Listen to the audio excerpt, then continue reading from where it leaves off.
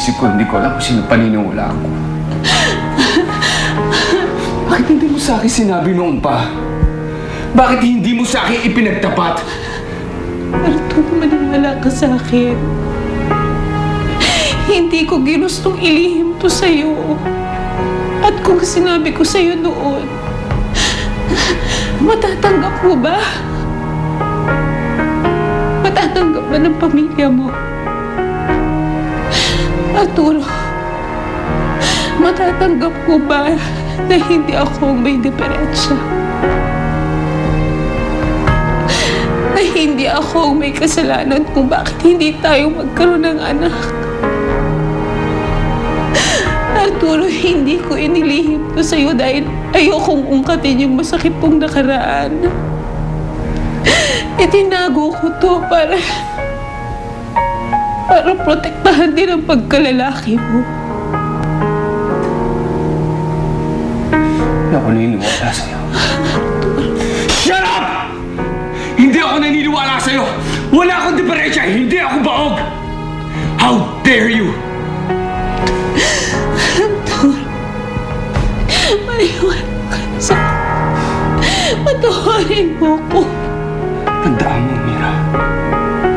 Hindi ako baog. Kaya wag mo akong baliktarin!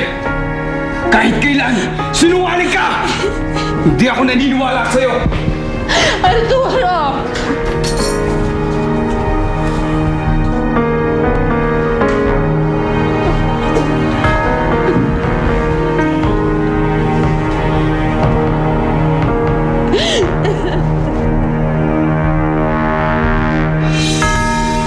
Halika na, Naima. Tuloy kayo. Pasok kayo.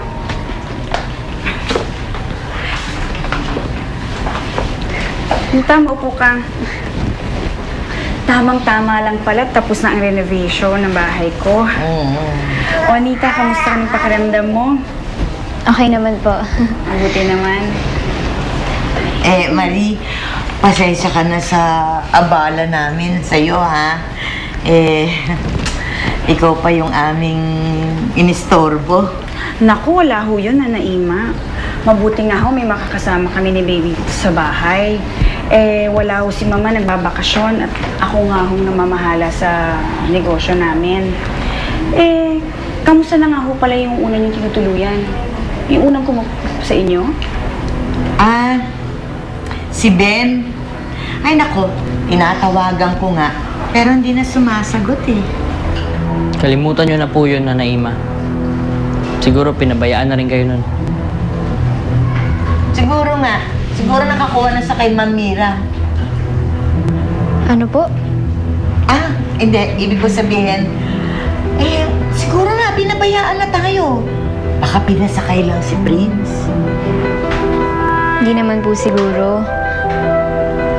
Puntahan mo na lang kaya. Check mo. Hindi, Prince, mabuti pa kaya umuwi ka na lang. Tsaka salamat sa pagsundo at hatid mo sa amin, ha? Sige po. Naima, Nida, Miss Marie.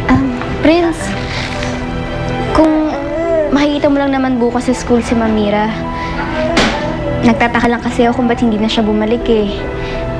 Baka nagka-problema sila sa bahay. Sige. Sige po.